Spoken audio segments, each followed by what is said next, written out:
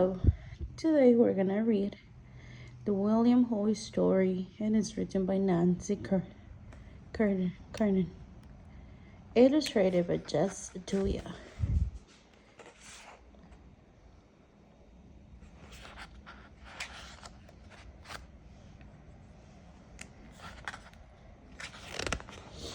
Okay. His mother waved her arms. She was applauding him. She touched her fingers to her mouth to signal eating. He read her lips as she said, "Dinner." William pulled out his pad and pencil. He scribbled, "Just a few more? I want to be perfect for tryouts." His mother nodded.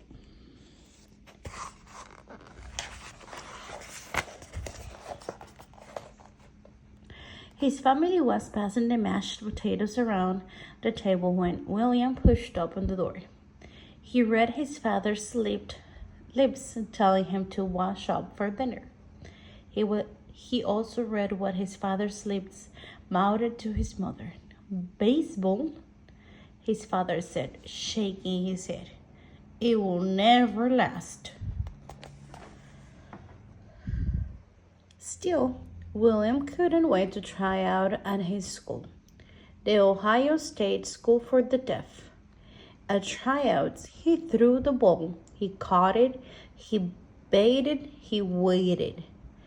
"Too small," the team captain said. William never got much taller than 5'5". He couldn't do anything about that. But maybe they'd give him another chance if he aimed better and ran faster. So every day, after homework and chores, he practiced.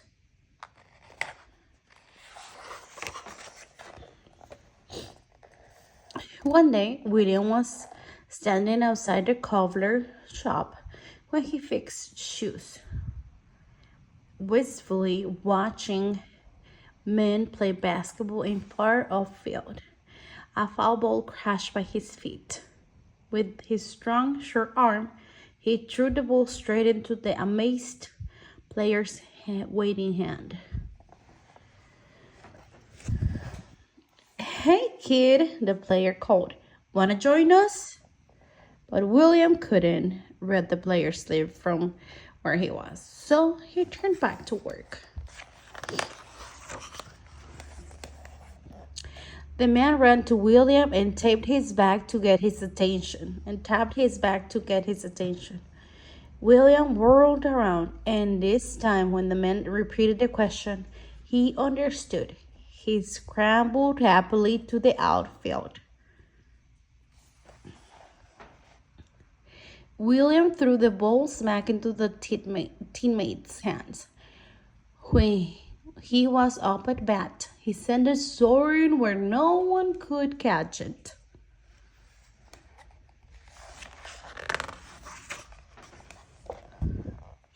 "What's your name?" asked one of the players. "William Hoy," William wrote. The man looked at the piece of paper a long time. He seemed to be thinking. "Do you want to try out for our team?" he asked William at last. William grinned. He sure did. William soon learned life in the hurrying world wasn't easy. Unlike his parents, few people used sign language in the 1880s, and certainly not in the basketball. He won a spot on the first team he tried out for. But the manager smirked when he offered William less money than he paid the others. "I quit," William told him with his notebook. He quickly found another team. But even on his new team, some players talked behind his back, so he wouldn't know what they were saying. Others hid their mouths, so he couldn't read their lips. One day, a pitcher played the meanest trick of all. William let 3 pitches go by because he thought they were balls. He was too far to read the umpire's lips and didn't know they were actually strikes. He stood gripping his bat, waiting for the next speech. But the next speech never came. William was confused. Suddenly, the pitcher burst out laughing. He pointed to the fans in the stands, laughing too. William's face grew hot. He walked off quickly. He wasn't going to cry. Not about baseball, he told himself. He jammed his hands in his pockets. Paper crushed against his fist. He pulled out a letter from his mother.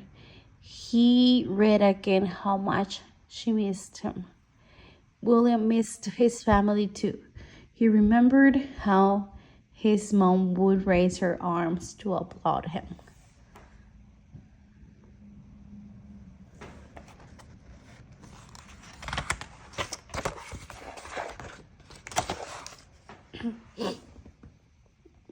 That's it. William pulled out his pad and drew pictures. He scribbled words next to the pictures. He ran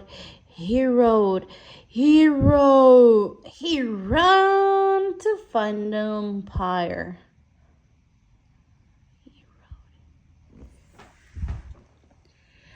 The umpire read William's notes. Yes, that could work, he said.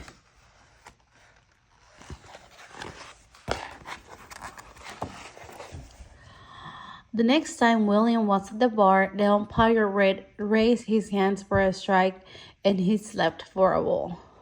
He used American Sign Language symbols for saved and out. This time William got on base. He stole bases. He scored. In his first year in the majors, he led the National League in stolen bases. With his strong, sure arm, he became the first player to throw 3 base runners out of the plate in one game from the outfield.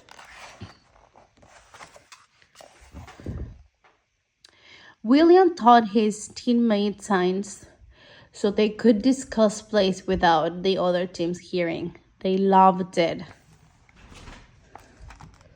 The fans enjoy learning signs too. In those days, before speakers and giant screens, hearing the umpires' calls from the back of the bleachers was hard to do. Not even the farthest member of the crowd could see the signals.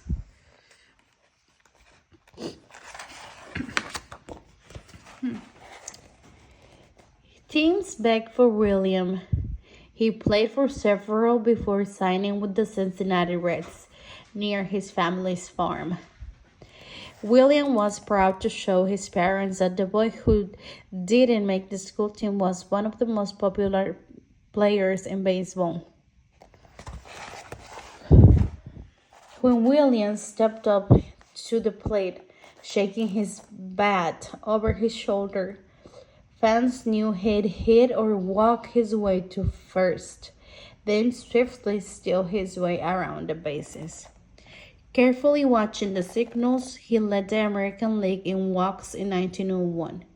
He was called the King of Center Field because for 10 years he was ranked among the top 5 outfielders to get hitters out by catching hard-to-reach fly balls.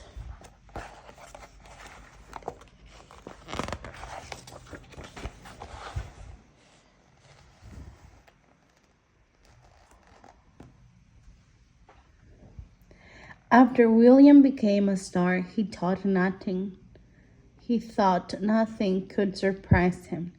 Then, one day, when he ran out onto the field, fans waved their arms from the stands just as his mother did when he was a boy. They waved hats too. William said he'd never cried about baseball, but he did cry at the sight of deaf applause.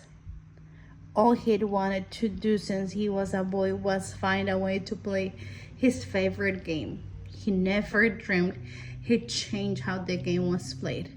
but he did, and we still cheer him today.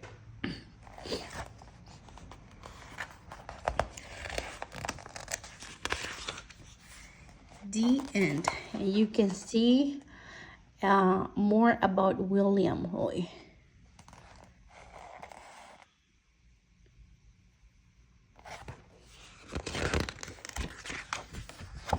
Acknowledgements at the end.